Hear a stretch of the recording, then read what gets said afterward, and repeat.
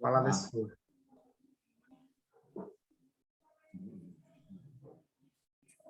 É isso, turma. Boa noite para todo mundo. Espero que vocês estejam, na medida do possível, né?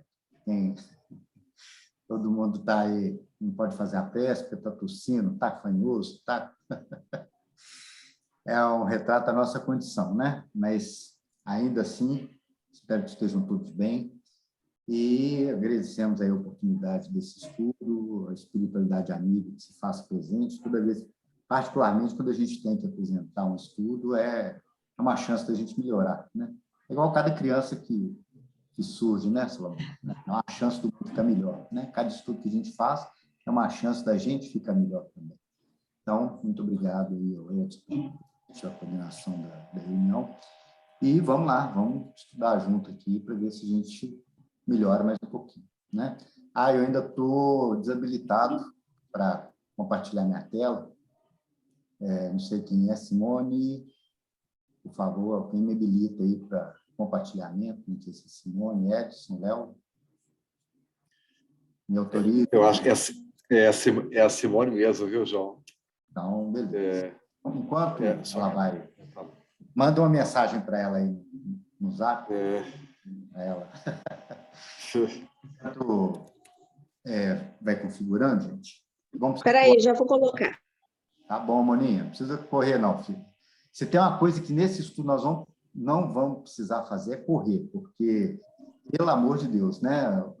O tema, nós vamos estudar o capítulo de Mateus, capítulo 6, o trecho dos versículos 25 a 34, a ansiosa solicitude pela nossa vida. Então, se tem uma coisa que nós não vamos fazer, vai ficar correndo, tentar ficar ansioso, porque a gente vai, na verdade, tentar ensaiar outras habilidades aqui nesse dia. Esse estudo, gente, fazendo algumas considerações iniciais aí, é um trecho importante, muito importante. Deixa eu tirar o som do meu WhatsApp, para não ficar apitando em paralelo. Aí. É um trecho importante do Evangelho. Ele dá sequência ao capítulo 5 de Mateus, ao Sermão da Montanha, né? E o Sermão da Montanha, vocês se lembram o que o Gandhi falou sobre o Sermão da Montanha? Lembra, Salomão? Você que gosta do Gandhi? Então... Se todo ser humano entendesse Sermão da Montanha, o mundo seria melhor. Na verdade, tem várias versões. Eu acho engraçado quando a gente vai procurar isso e ver o que a pessoa falou, a gente encontra mais de uma versão, né? Mas uma das versões é essa, Edson, e a outra versão que eu achei, que me pareceu, a essência sempre a mesma, né? É o seguinte: se perdessem todos os livros sacros da humanidade e só se salvasse o Sermão da Montanha, nada estaria perdido, né? Em outras versões, é isso mesmo. Se os cristãos esquecessem todo o resto e só praticassem as bem-aventuranças dentro do Sermão da Montanha, aquilo ali estava de bom tamanho, né? Isso um não cristão falando, né? É um espírito de uma envergadura muito grande, mas que não está afiliado a esse campo religioso. E é muito interessante, porque, relendo o Sermão da Montanha, eu fiquei pensando, inclusive, nesse termo. Eu não sou estudioso da linguagem, eu fiquei pensando se, em vez de sermão, Sebastião, se não seria mais legal chamar o discurso da montanha, sabe? Porque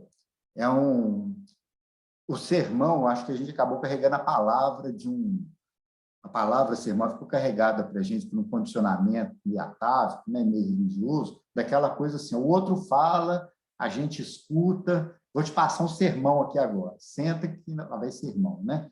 Sermão é aquela coisa que pai dá no filho e fala assim, né?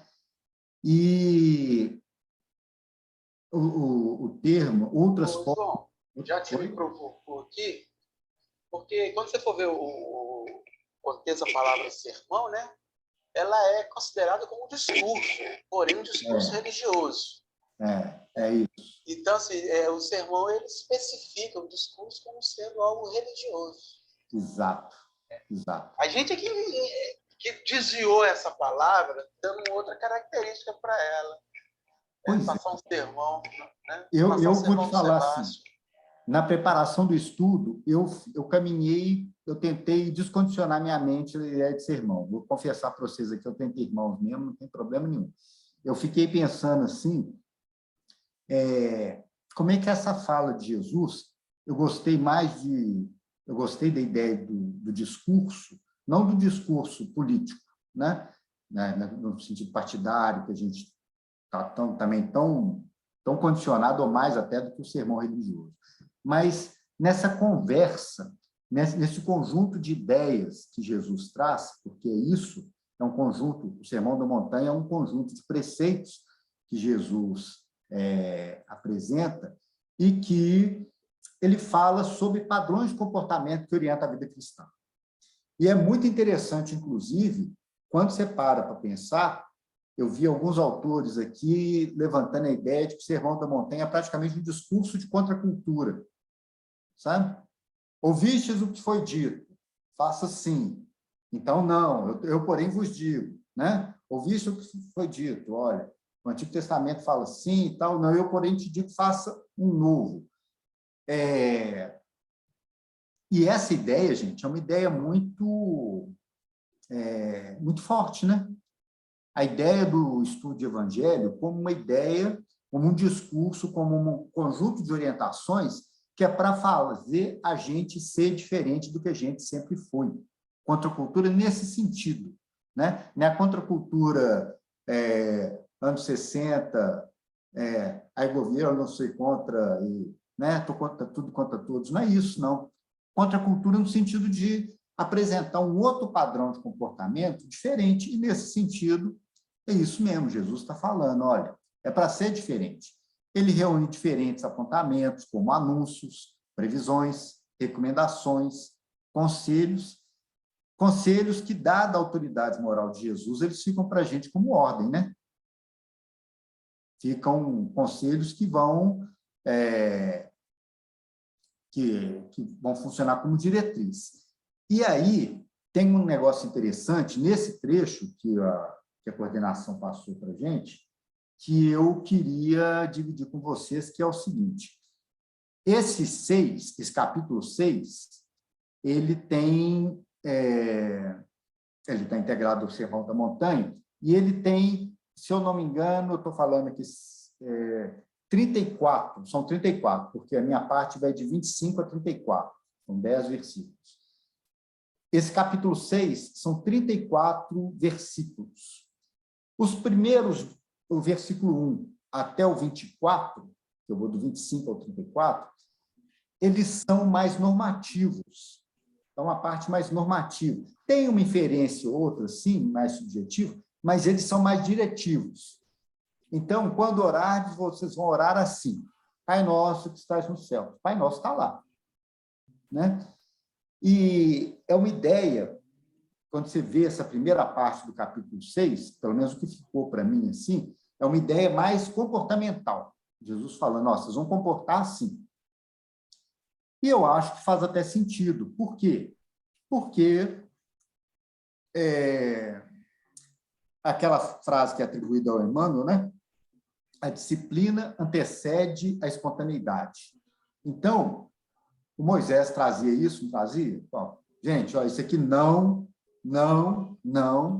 né? O básico lá, o ensinamento básico, primeiro, não, foi limite, depois, vocês vão fazer assim, assim, assim, e no terceiro momento é que vocês vão começar a entender de que é que a gente está falando.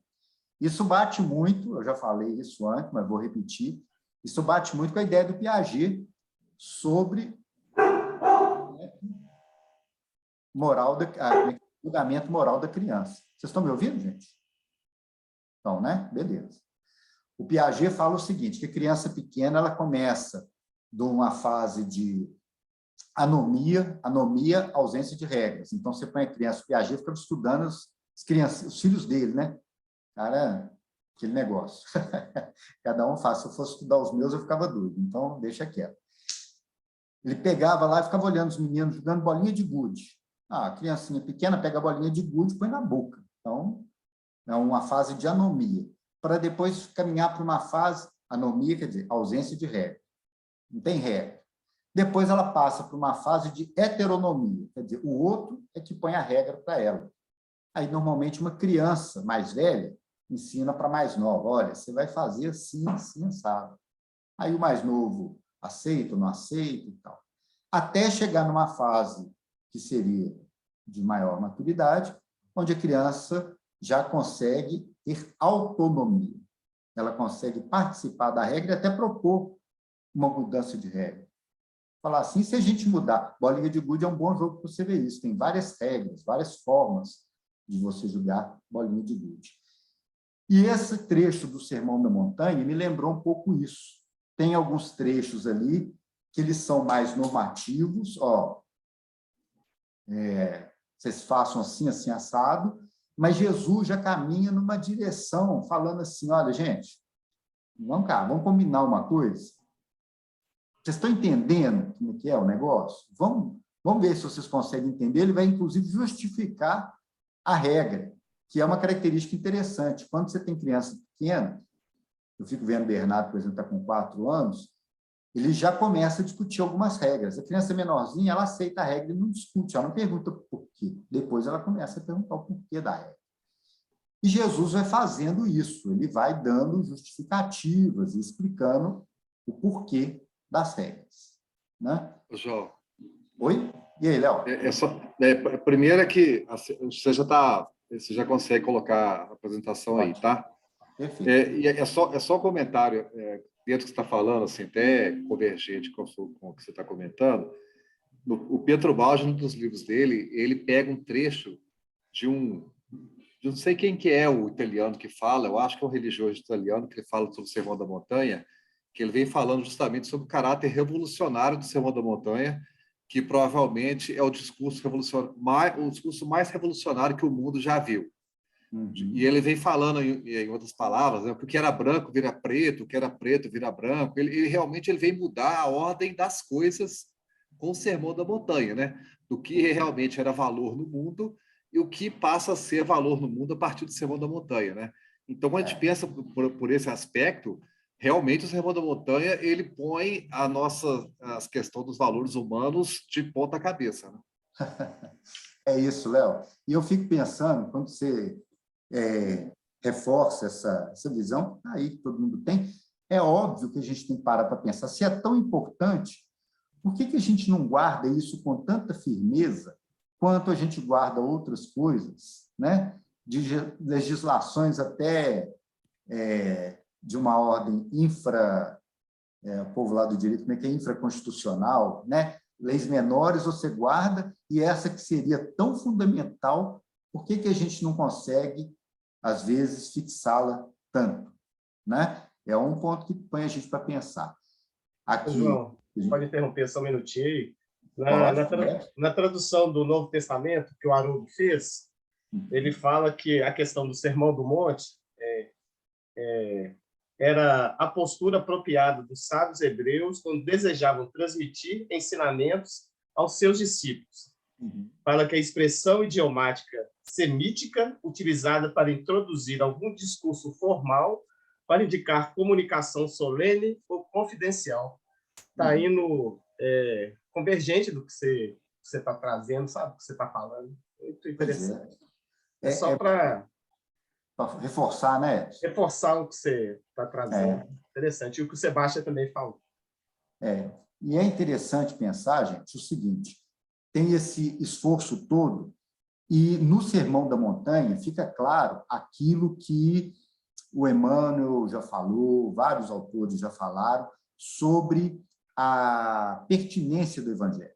Como é que o Evangelho sobreviveu a tanta mudança, a tanto esforço? É porque é uma lei, é uma verdade muito forte, é como se fosse uma luz que se acende que nada consegue apagar, né?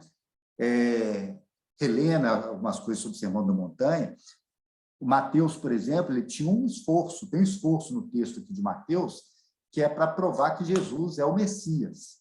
Então, ele articula, ele pega os trechos do Antigo Testamento, coloca ali, tem toda uma pedagogia, como é que... Aí, Sebastião, de novo, o discurso, né? Tem todo um elemento, uma narrativa, né? O termo utilizado.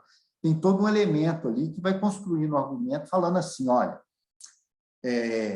esse cara, então, vocês estão vendo que ele é o Messias que estava por vir, mas nada disso, pensando nesse esforço do Mateus para provar, isso é o principal, gente, do Sermão da Montanha? De jeito nenhum.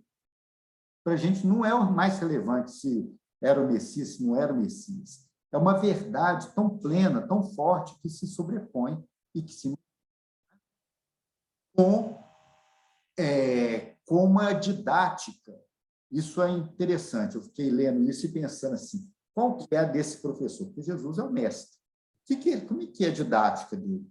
Ele coloca junto com uma orientação, com uma regra, com um conselho, ele coloca uma fórmula, tem coisa que ele vira e fala assim, isso aqui é lei.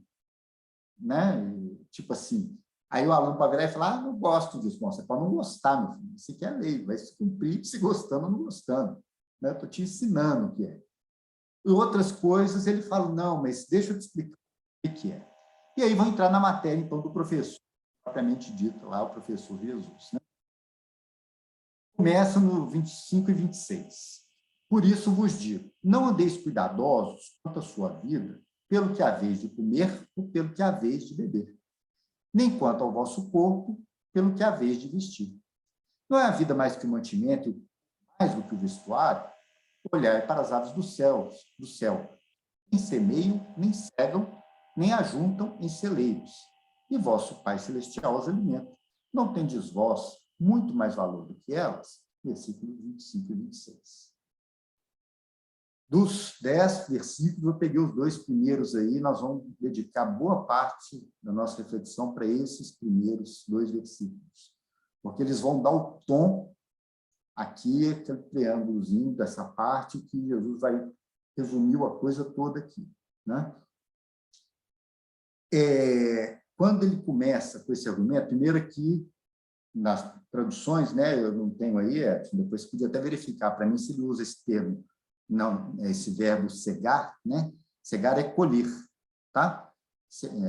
As aves do céu não semeiam, nem colhem, nem ajuntam em celeiros. São fases diferentes, né, de uma atividade mais complexa, que é a plantação, né?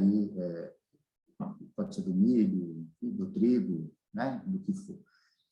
Fases diferentes, são tarefas diferentes, são atividades diferentes. E isso, falei, bom, quando eu olho para esse trecho, o que eu vejo? Bom, a primeira referência que eu vou estudar para o Evangelho é o Evangelho segundo o Espiritismo. Qual a interpretação que o Evangelho segundo o Espiritismo, lá no capítulo 25, Buscai e achareis, Kardec, atenção, que são palavras de Kardec, gente, nesse capítulo, eu não vi, acho que não tem orientação dos espíritos, são todas as ideias do próprio Kardec. Então, no item 6 do capítulo 25, repete o texto bíblico, do Evangelho, e no item 7, Kardec faz o seguinte comentário: se tomássemos essas palavras ao pé da letra, elas seriam a negação de toda a previdência, de todo o trabalho e, consequentemente, de todo o progresso. Portanto, Kardec faz referência, nesse trecho do Evangelho, às leis de trabalho, a lei de trabalho, a lei de progresso e a noção de previdência. E alguma coisa a mais, que eu vou deixar um pouquinho para frente. Primeiro, vamos falar das referências que ele faz. Nesse versículo, a primeira reflexão que Kardec nos convida a fazer é, se você pegar isso aí do jeito que está parecendo, não precisa... Como é que você vai trabalhar? As aves, né, não semeiam, não cegam, e Deus dá alimento para elas, por que você vai fazer isso?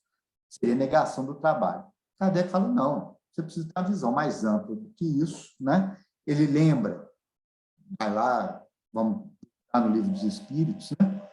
E lembrar o item 677, trabalha na natureza. Os animais trabalham como Mas o seu trabalho, como a sua inteligência, os animais, é limitado aos cuidados de conservação.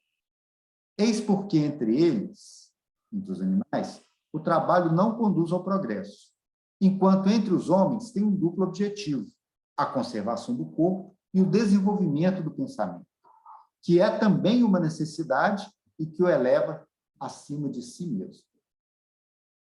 Aí, pausa para reflexão, né?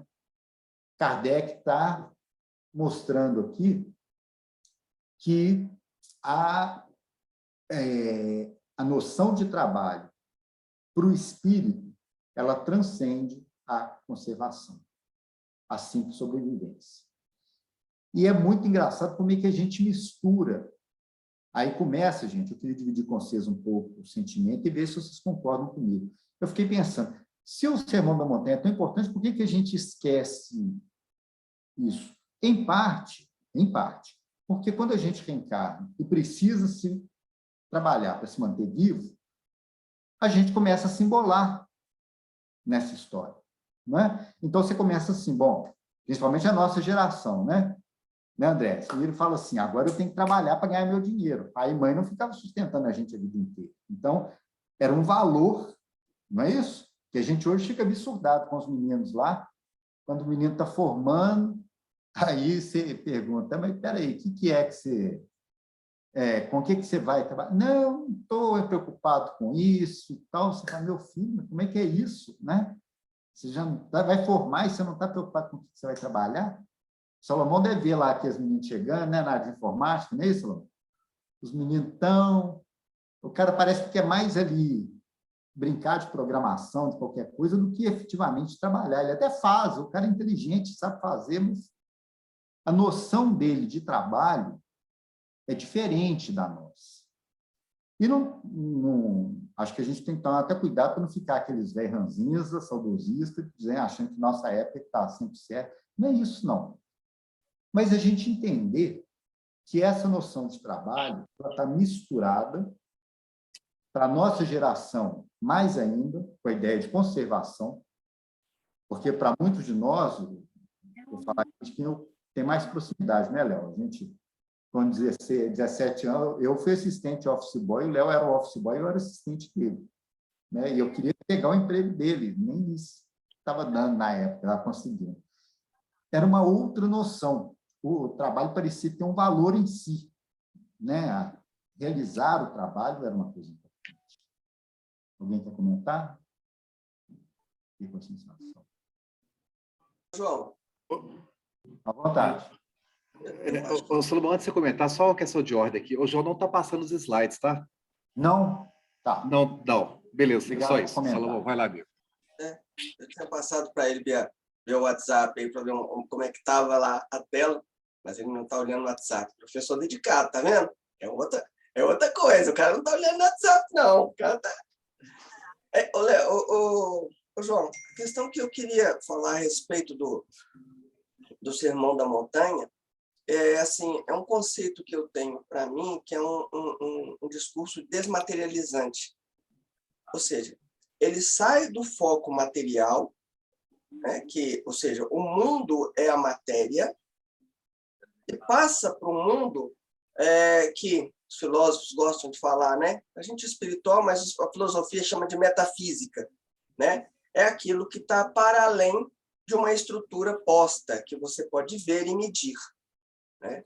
Então, assim, inclusive, eu estava até estudando um tema hoje, que é exatamente isso, ou seja, a gente sai de uma física newtoniana, onde, né, a matéria é delimitada, altura, largura e comprimento, tem peso e tal, e se põe energia, movimenta e finite.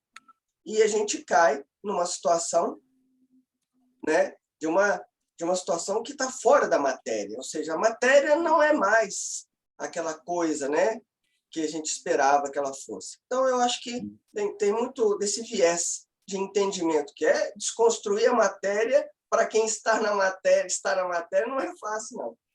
Não é, não. Razão, Salomão. E você pegou exatamente o gancho que eu acho que Jesus estava falando ali, e mais ou menos é ótimo, né? E sacando como é que a gente ia falar. Falar, esses caras, eles estão presos na materialidade. E não são esses caras aqui, né? Tipo, os judeus aqui agora. Não. Esses caras vão ficar milhares de anos presos na materialidade. Estamos nós aqui em 2022 presos na materialidade. Quando a gente vai explicar para os meninos por que a gente trabalha, o que a gente fala?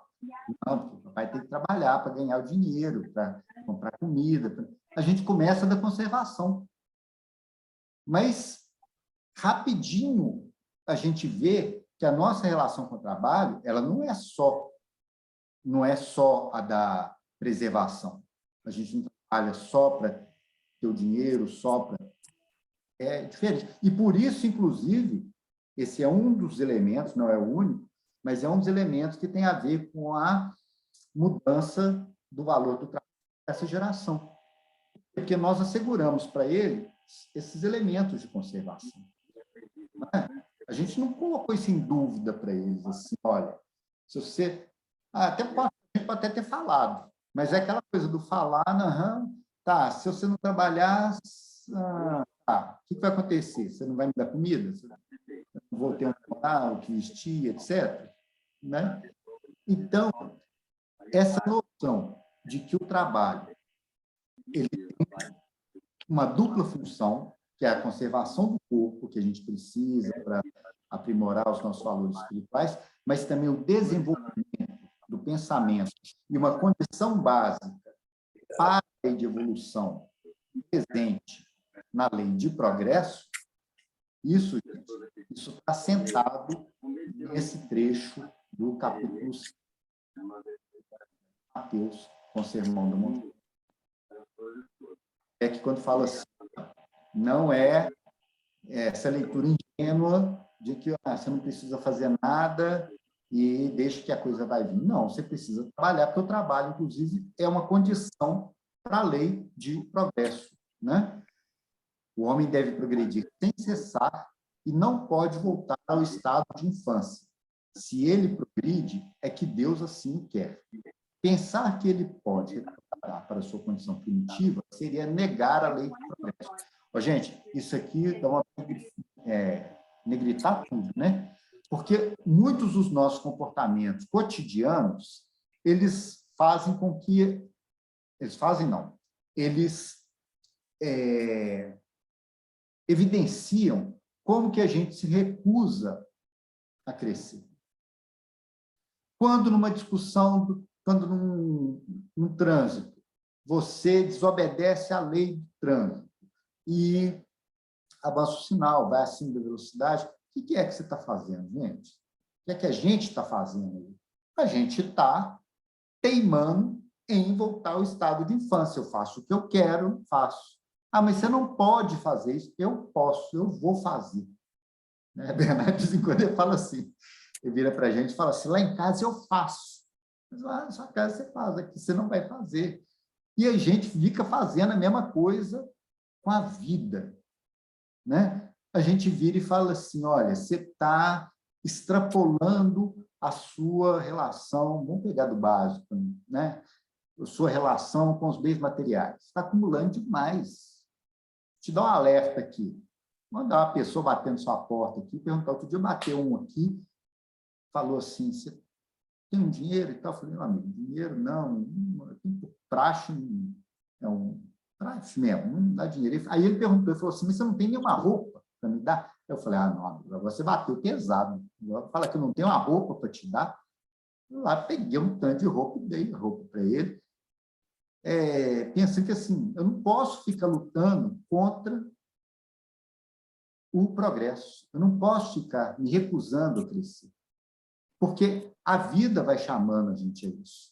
Mas é preciso um cara bater na minha porta para entender isso e não mudar a pergunta, porque primeiro convite que ele faz eu não aceito. Ele precisa reformular para ver se me toca. Então, gente, esse trecho não deve ser lido de uma forma ingênua. Não é um convite à acomodação. Né? Evidentemente, de uma postura diferenciada, aí, Salomão, uma postura mais espiritualizada em relação à forma de ver o mundo. É um negócio difícil para nós, não é porque nós estamos só porque nós estamos mergulhados na matéria, porque nós adoramos estar mergulhados na matéria. Não é só a nossa condição espiritual de estar encarnados hoje, não, gente. A gente entra no corpo de carne e a gente gosta do corpo de carne. E isso, não tem problema gostar, porque isso é viver a vida, mas a gente gosta para mais do que viver. Eu estava lendo aqui no livro Vozes do Grande Além, nossa, tem um capítulo aqui, gente, Vozes do Grande Além é igual a instruções psicofônicas, não é mensagem de espírito sublimado, de espírito superior, não, são os espíritos da nossa condição, né? Trazendo através da psicofonia, as mensagens são gravadas e ditadas. Tem uma aqui do espírito que se identifica como F. Cunha, consciência culpada. E ele é bem dolorosa a mensagem, mas muito educativa. 143. E aí ele fala assim, basicamente um drama, ele recebeu uma herança que ele tinha que dividir com a irmã. Isso estava na programação espiritual deles para eles se unirem e resolverem algumas coisas juntas e tal, e ele dá uma embolada lá e resolve ficar livre da irmã. E aí, essas ações infelizes dele e tal, ele acaba desencarnando, e na hora que ele está se manifestando, ele fala assim, ó,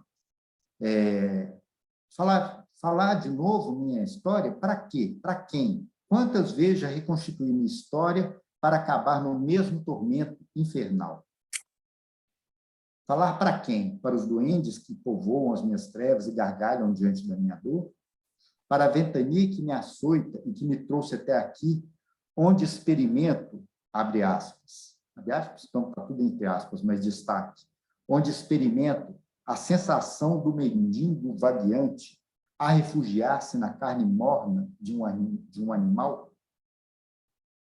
Onde experimenta a sensação do mendigo vagueante a refugiar-se na carne morna de um animal. Aí, a nota de rodapé da espiritualidade, né, refere-se à organização física do médium. Né? Como que a gente lida com essa entrada na carne? A entrada na carne, gente, ela altera os nossos sentidos, altera as nossas percepções, né? E a gente se prende demasiadamente à esfera, que esse campo que a gente está nela. E, evidentemente, repete, por um condicionamento atávico, vários padrões de comportamento que textos como o do Sermão da Montanha nos convidam a modificar. E aí eu volto para a didática de Jesus. A didática dele é muito boa, porque ele está falando primeiro da lei de trabalho e progresso. E fala também da previdência, né? Seriam eles a negação da previdência? Plantar, colher e guardar no celeiro, como é? Em celeiro tem a ver com a previdência, porque você não vai ter comida o tempo todo, então você guarda um pouco. Aí vamos ver o que o Emmanuel fala da previdência. Página que investimento, página do livro Encontro Marcado. Compreensível o espírito de previdência que induz o homem a preservar contra a própria penúria. Compreensível, né? Formação bancária na garantia comum, os estabelecimentos de segurança pública, organizações da economia sem estímulo à usura e os institutos de proteção recíproca representam aquisições de inegável valor para a comunidade. Ninguém deve menosprezar o ensejo de se resguardar contra a exigência imprevista. Claríssimo, né? Essa realidade patente no plano material não é menos tangível no reino do espírito. Urge depositar valores da alma nas reservas da vida, considerando as nossas necessidades de amanhã. A interdependência guarda a força de lei em todos os domínios do universo. Caridade é dever, Porque se os outros precisam de nós, também nós precisamos dos outros. Não esperes, então não é uma postura passiva, isso. Não esperes, porém, pelo poder ou pela fortuna terrestres, a fim de cumpri-la. Faze teus investimentos de ordem moral com o que tens e com o que és. Começa agora. Cotas pequeninas de força monetária totalizam grandes créditos. Largos tesouros de amor. Relaciona algumas das possibilidades ao alcance de todos. Aos exemplos. O minuto de cortesia, o testemunho de gentileza, o momento de tolerância, sem nenhum apelo à crítica, a referência amistosa, a frase encorajadora, a demonstração de entendimento, a desculpa espontânea sem presunção de superioridade, a conversação edificante, a pequenina prestação de serviço, o auxílio além da obrigação. Além da obrigação, tá, gente? Termino, Emmanuel. No capítulo da propriedade, lembra-te da própria alma, a única posse inalienável de que dispões, e recordando que precisas, e precisarás de recursos sempre maiores e mais novos para evoluir e elevar a própria vida, não te esqueças de que podes, a todo instante, trabalhar e servir, investindo felicidade e cooperação com ela. Brilhante, né, turma? Isso aqui é... O Emmanuel aqui complementa o texto do Kardec e a própria fala de Jesus, falando, olha, essa história do trabalhar, do cegar, do juntar, ela só serve se for isso, Salomão, que você comentou, se ela estiver presa numa percepção espiritual da vida, onde você não se restrinja a isso.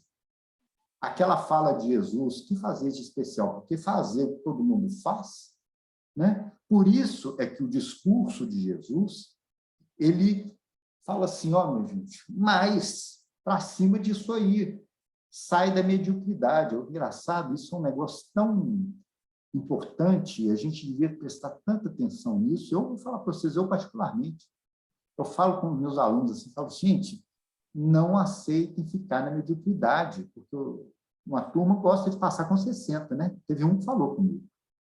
Eu falei com ele assim, falei, ô fulano, início de aula, o nome dele apareceu, aquelas coisas, né, ô Sebastião? Você vê lá, o nome do cara aparece no trabalho de grupo, e o cara mesmo não aparece. Aí, o que eu fiz? Normalmente a gente faz assim, dá um zerinho para ele na hora de lançar a nota. Você lança a nota do grupo, mas para o dito cujo você dá um zero, porque ele vai vir conversar com você. Você pode saber, isso é igual a primeira mordida no pastor de carne, é batata.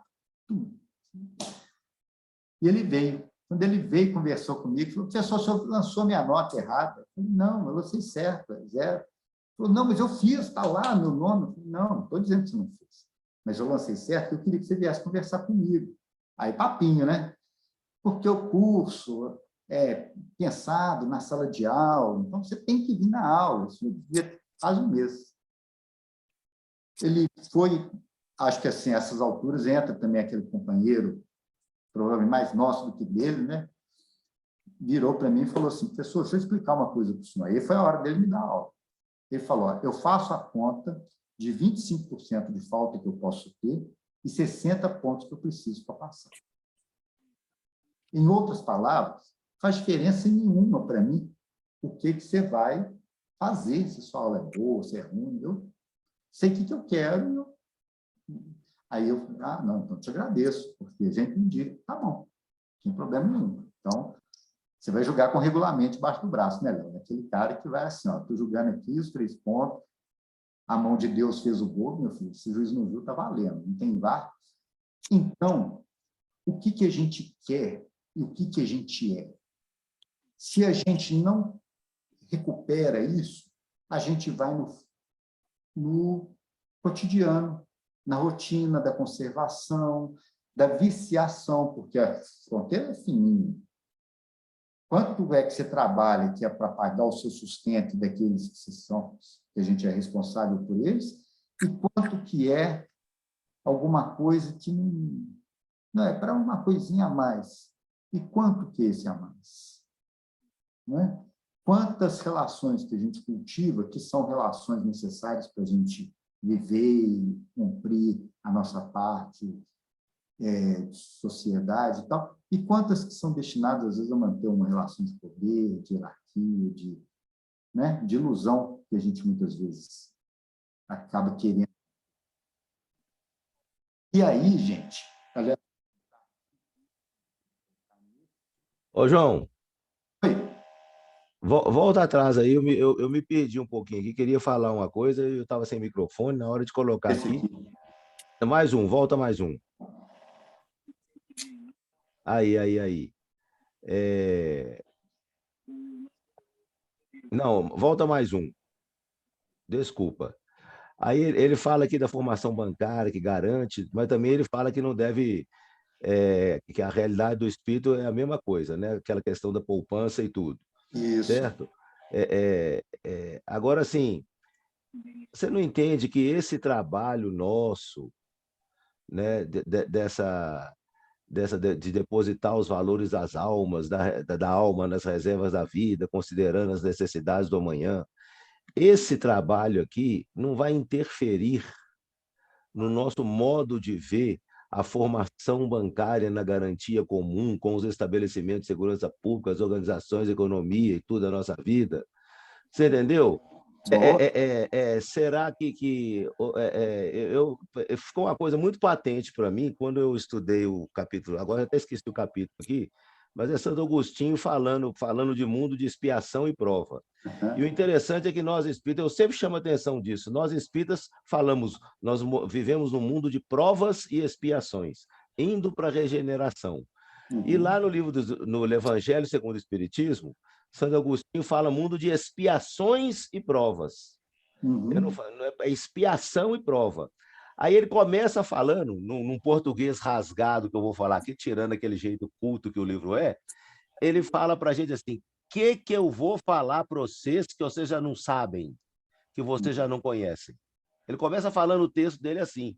Então, nós viventes desse mundo, buscamos esse poder, essa questão financeira, a tranquilidade, a segurança, trabalhamos para isso, aquelas falas de sempre nossa, que é chavão já.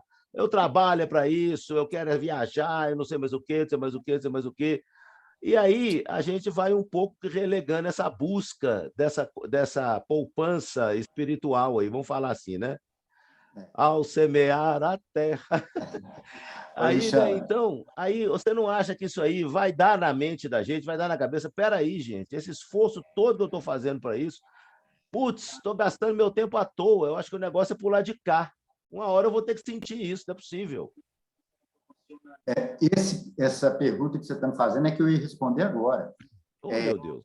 Quando ele faz referência, porque Kardec faz referência, né, quando ele interpreta esse capítulo 6, esse versículo 25 e 26 do texto de Mateus, ele fala, olha, não pode tomar o pé da letra, porque seria negação da previdência, do trabalho e do progresso. Faz referência às leis de trabalho, de progresso, previdência e mais além. Ele vai dizer, o que é mais além, Xande? Ele vai falar o seguinte, olha, tem a lei de progresso, a lei de trabalho, a própria lógica da previdência. Mas não é através de leis que se decretam a caridade e a fraternidade. Então, acabamos de falar de lei. Se elas não estiverem no coração, o egoísmo as asfixiará sempre. Fazê-las ali penetrar é a tarefa do espiritismo. Aqui tem um erro aqui. Vou corrigir ali. O que ele está querendo dizer, Xande? Exatamente que não adianta a gente entender que nós estamos sujeitos à lei de progresso, que nós estamos sujeitos à lei de trabalho, que trabalho... Isso é necessário. A relação que pelo menos que eu fiquei preparando isso tudo, é o seguinte, isso é uma condição necessária, mas ela é insuficiente para a gente poder para poder avançar. Por quê? Porque está todo mundo submetido à mesma lei, não está? Ninguém vai estabelecer qual que é o parâmetro, qual que é o limite, falar assim, eu tenho que trabalhar 8 horas por dia, 6 dias por semana e tal, para poder dedicar o sábado.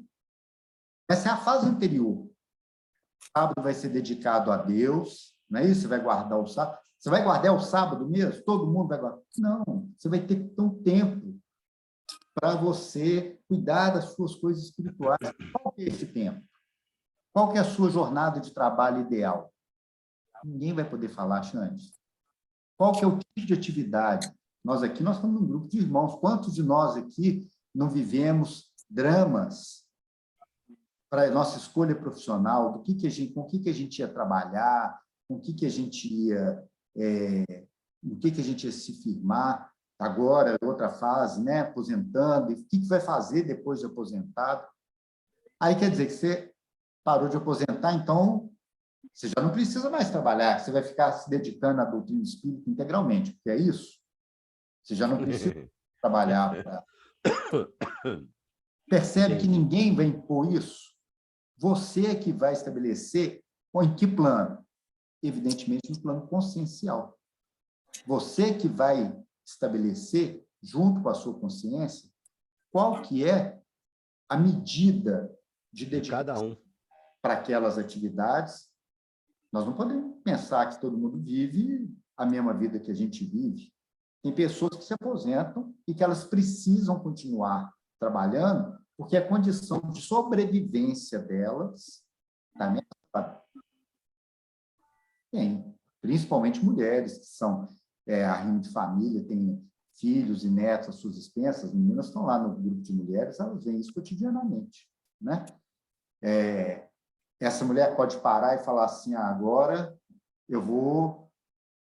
A discussão lá de Marta e Maria, qual que é o ponto exato que essa pessoa pode se dedicar à sobrevivência, à manutenção da conservação, qual que é a parte que ela pode doar. Cada um vai estabelecer esse limite. Agora, o que Kardec nos alerta ali no Evangelho do Espiritismo, que eu acho muito pertinente, isso não vai ter lei nenhuma que vai te dar isso pronto, não. Você que trata de achar aí qual que é a sua medida.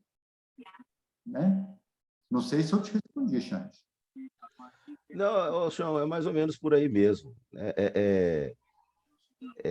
Mas a pessoa tem que... Ela vai perceber, né? A questão toda o que eu estou falando é quando a gente começa a se envolver com o lado espiritual da vida e começar a questionar naquelas perguntas do Livro dos Espíritos o que é supérfluo, o que é excesso, né? O que fala lá, né?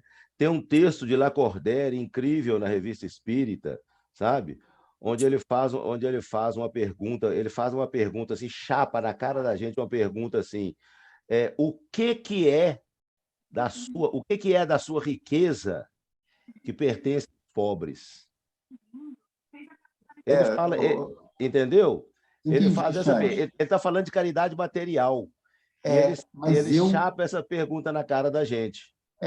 Mas eu vou te falar que assim, a gente fala do que toca a gente. Preparando esse... Pode falar. Não, eu só tossi aqui, vai nessa.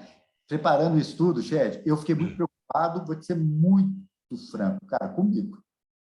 Sabe? E dividir com vocês uma reflexão íntima, que é a seguinte, eu sei que eu estou com a lei de trabalho, com a lei de progresso e tal, mas qual que é a minha adesão a uma compreensão real em que esse capítulo me ajuda a interiorizar a compreensão dessa lei, entendeu? Como é que eu faço para ela estar no coração?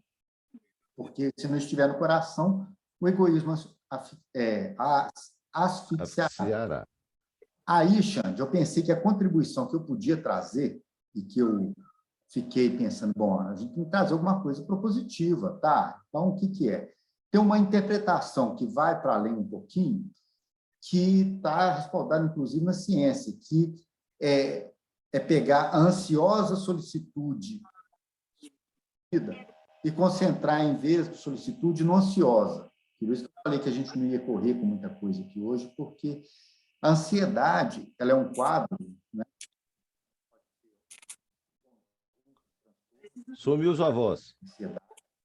A gente tem um sintoma. A ansiedade pode ser só o sintoma de outros transtornos, só para nivelar aqui. E eu fiquei pensando que uma contribuição que a gente podia tentar trazer seria a de utilizar os recursos que a espiritualidade traz para a gente, que o discurso religioso traz para a gente, para lidar com a nossa ansiedade. Sabe? A ansiedade é um sentimento vago e desagradável de medo, apreensão, caracterizado por tensão ou desconforto, derivado de antecipação de perigo, de algo desconhecido ou estranho. Isso é uma definição de um artigo da Revista Brasileira de Psiquiatria, está voltado principalmente para a ansiedade de crianças e adolescentes. É muito interessante, porque tem a ver com aquilo que a gente comentou lá atrás. As crianças, né, diferentemente dos adultos, está ali embaixo, crianças não podem reconhecer seus medos. Crianças não podem, não. Crianças podem não reconhecer seus medos como exagerados ou irracionais, especialmente as menores. Como que a gente lida? A gente age como criança muitas vezes, né? Em vários momentos da vida, a gente alimenta um quadro de ansiedade por uma extrema invigilância, por uma confusão que a gente entra com essa coisa da conservação e está como diz o outro aqui, nesse corpo de carne, né? E o Espiritismo ele vem nos alertar. A fala de Jesus no Sermão da Montanha é uma fala de alerta, mas é também uma fala de esperança, sabe? Porque senão, Xande, vai ficando muito difícil, né? Se cada um que define, a regra não está a mesma, a lei é a mesma para todo mundo, mas a sua adesão à lei, ela é pessoal, cara, né? Então, Ô, João, Oi? sabe o que eu falo que o Sermão da Montanha é? O que Jesus fez no Sermão da Montanha? Ele veio falar para nós o que Deus quer que a gente faça. É o médium de Deus, né? Só que ali ele veio fazer isso. E o detalhe, hein? E o detalhe, capítulo 5, 6 e 7. Em 3 versículos do capítulo 8, ele pôs em prática. E isso, gente, é um negócio interessante, porque a gente lê, mas a gente tem dificuldade de se apropriar disso. E aí eu fiquei pensando, André, eu sei que lida Por causa da muito... nossa condição, hein? Por causa da nossa condição. Pois de viventes desse mundo. Mas eu acho que fazer um esforço maior para dar uma alavancada, porque a gente, quando eu falei, André, eu estava te perguntando aqui, te provocando, para ver se é isso mesmo. A criança, muitas vezes, ela não reconhece o medo dela como exagerado, algumas vezes, né, ou irracional. Coisa que você vira... Eu lembrei muito da história do monstro dentro do armário, né? No desenho do monstro, inclusive, tem lá o monstro dentro do armário, e que o pai vira e fala assim, não, meu filho, não tem monstro aqui, mas tem, lógico que tem esse. Não, mas o Diego ele resolveu essa questão o dia que eu falei, eu parei de falar que não tinha monstro, falei assim, não, Diego, esse monstro, tá, esse é o filho, o pai dele está lá no meu guarda-roupa, tal. Produziu sentido para ele, fechou e falou, bom, então, se esse monstro tem pai, então está tudo bem, porque esse aqui é o filho, o pai está lá, equalizou e nunca mais teve monstro. Mas a gente, no cotidiano, a gente passa muitas vezes agindo como se a gente fosse criança. E nós não somos essa criança mais. A gente não pode mais estar tão preso no começo da história, porque nós não estamos no comecinho da história. A gente tem alguma caminhada sobre a qual a gente pode e deve refletir, que é o que Santo Agostinho fala, né? A reflexão. A nossa reflexão é diferente por quê? Por que Jesus nos alerta? Por que ele é um tipo de contracultura? Porque ele está falando, olha, não é para ser igual a todo mundo, cara. Não é para ficar ansioso, não é para ficar com isso. Principalmente, uma forma de entender isso, gente, sabe que o que fica na memória da gente é o que é emocionalmente relevante. o que fica na memória da gente é o que tem algum valor emocional mais significativo.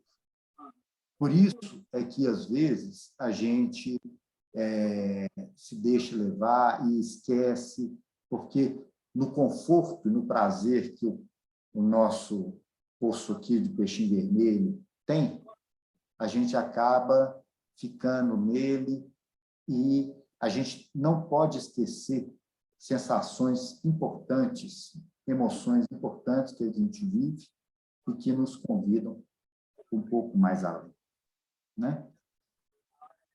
Não queria fechar o estudo sem falar de outras interpretações. O Alexandre já antecipou. Alexandre, a equipe do Grupo Emmanuel, criada aí por eu, né, que eu quis fazer uma homenagem a ele, aí, que nós somos todos parceiros diretos ou indiretos do conhecimento deles. Eu sou muito do Edson. Edson, meu mentor. Nunca frequentei Grupo Emmanuel, não, mas o Edson, Cristina, frequentaram muito, então a gente acaba apropriando, né? Eles falam desse trecho lá no capítulo 32 sobre a importância de entender o que é acessório, o que é essencial, né? Envolve a compreensão de quem sou eu, o que eu preciso, quais as roupas, vestuário, o que eu estou consumindo. Tem uma frase ótima, um raciocínio ótimo no Luz Imperecível, que é o seguinte: olha, você vai consumir alguma coisa na vida. O que você consome, né? Para qual finalidade? Para quais finalidades? É mais de uma? É só em seu... Muita gente que vive com uma única finalidade, si mesmo, o olho no próprio umbigo. Aí tá ruim, né, gente? Consumir só para si é complicado, né? Tudo leva a crer, tudo faz pensar na redução da importância do eu. Tem que diminuir o eu um pouquinho, porque quando a gente mergulha na carne, esse eu fica parecendo a coisa mais importante de tudo, do resto todo, e é tão importante quanto, mas não pode ser mais do que. Amar a Deus sobre todas as coisas e ao próximo como a si mesmo. Tem uma dimensão de, né, correlação ali. Não pode ser amar a si mesmo, tá? Depois amar a Deus, depois, se der, sobrar alguma coisa, vai para o próximo. Diminuir o tal do eu mesmo, né? Os outros versículos, gente, eu não vou ficar lendo todos, são convites para a gente pensar nesse lugar da gente. Qual de vós poderá, com todos os cuidados, acrescentar um côvado a este futuro? Lembra para a gente, o amadurecimento traz percepções diferentes quanto ao poder que realmente tem, né? Avançar na encarnação faz a gente enxergar, ou deveria fazer a gente enxergar com mais clareza, o que a gente pode e o que a gente não pode. Meu pai repetia muito a oração da serenidade do ar, né? Deus dá-me força para mudar o que eu posso mudar, humildade para aceitar o que eu não posso mudar e sabedoria para discernir uma coisa da outra, né? Que é um negócio que, às vezes, a gente não consegue. Tem coisas que estão fora do nosso alcance, né? Quanto ao vestuário, por que andar solícitos? Tanto como eles crescem, não trabalham nem fiam. E eu vos digo que nem mesmo Salomão, não esse, o outro, em toda a sua glória se vestiu como Deus assim veste a erva do campo, que hoje existe, amanhã lança. Não vos vestirá muito mais a vós, homens de pouca. Uma ordem maior que nos governa os destinos é uma conquista efetivada, né? Não andeis, pois, inquietos, dizendo o que comeremos, que beberemos, com que nos vestiremos, porque todas essas coisas os gentios procuram. De certo, o vosso Pai Celestial bem sabe que necessitais de todas elas, né? Aqui no Luz Imperecível, eles fazem uma reflexão muito interessante, quem quiser depois dar uma olhadinha lá, como que a gente fala do que está cheio o coração, né? Não andei, pois, inquietos, dizendo. Você não só fica inquieto, não, você ainda sai reclamando para todo lado. O que é eu andar? Mas eu vou vestir, né? A relação entre pensamento e linguagem que expressa a nossa condição espiritual. na verdade, a gente está sempre numa condição relativa, né? E o trecho termina, o texto desse versículo, né? Os dois versículos, desculpa, 33 e 34, buscar o reino de Deus e a sua justiça, e todas essas coisas vos serão no dia de amanhã, porque o dia de amanhã cuidará de si mesmo. Basta a cada dia o seu mal. Essa ideia de que a gente deve viver o nosso trabalho, o nosso ajuste ao trabalho, a lei de trabalho, a lei de progresso, a previdência, de uma forma menos ansiosa, menos medrosa, de uma forma mais confiante na paternidade divina e nos serviços que nos são oferecidos. E se eu não tiver motivo nenhum para acreditar nisso, eu tenho muitos, eu fico olhando para vocês aqui, vendo que a nossa convivência ela é fruto da misericórdia divina, ela é um recurso desse tipo, né, que ajuda a gente a confiar que está tudo certo, está tudo da forma melhor e que a gente vai conseguir, apesar dos tropeços diários, sabe, tropeço diário, né? A gente tropeça hoje, amanhã, depois de manhã, tropeça de novo, tropeça aqui, cai acolá, e de novo levanta, Alexandre, e continua a cantar. Não é isso? Gente, obrigado pela oportunidade. Só queria lembrar aqui que, assim, talvez todos nós agora, né, assim, nessa idade nossa, seja mais fácil falar isso.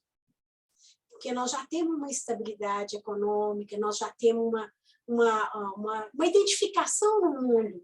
Mas, assim, vai falar isso, né, quando a gente tinha lá nossos 20 anos, 25 anos, né, e tudo na vida é maturidade mesmo, né, tudo é questão também de respeitar o tempo de cada um, né, mas talvez agora para a gente é mais fácil entender isso, né, na época a gente, nossa, mas eu preciso de uma casa, eu preciso de um carro, eu preciso disso, né? Então, eu acho que a gente tem que pensar nisso também, né? na maturidade do espírito, né? Na compreensão, né? Perfeito. Isso, sim, você complementa bem, porque nós estamos falando aqui para nós mesmos, né? E somos um grupo que tem muitas características comuns, mas os nossos filhos estão vivendo desafios diferentes, né? Dos nossos, né? Foi o que eu quis dizer.